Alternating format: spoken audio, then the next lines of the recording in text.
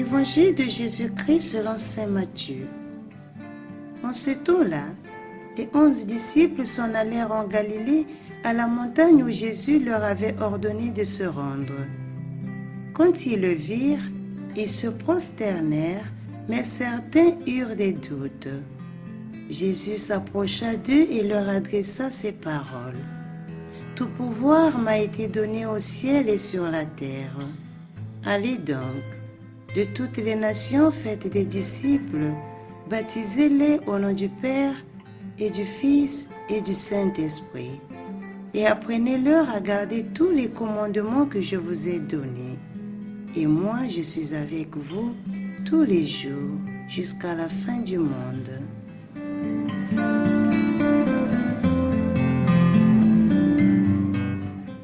Un nouveau mystère surgit de la foi des apôtres.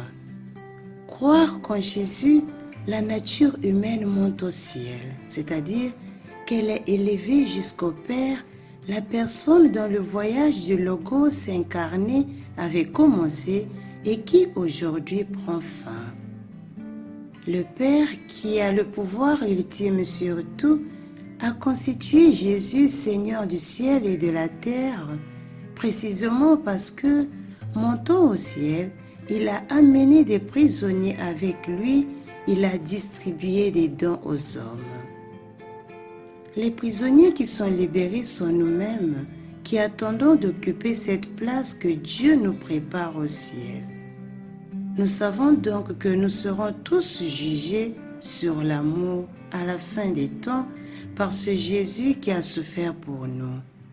Mais seul le Père connaît l'heure de ces événements futurs. Pendant ce temps, les apôtres sont l'héritage que Jésus laisse sur la terre. La première église qui sera appelée à donner ce qui lui a été livré. L'ardeur missionnaire est donc animée d'une conscience profonde. Le don qui a été reçu ne peut pas être caché ni jalousement gardé. Ils ont reçu la présence de Dieu qui n'est pas une réalité confidentielle par le fait que c'est une personne qu'ils connaissent depuis 3 ans. Ils ont suivi sa prédication, l'ont accompagné dans sa passion, sa mort et sa résurrection. Maintenant que Jésus monte au ciel, la présence du ressuscité sera visible d'une autre manière. L'Église. Dans l'amour que les siens auront les uns les autres, Jésus continuera d'être présent jusqu'à la fin du monde.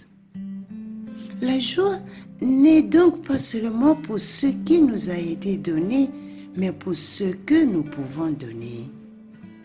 Paul nous rappelle qu'il y a plus de joie à donner qu'à recevoir, surtout quand le don qui est fait est quelque chose d'aussi vital que la foi.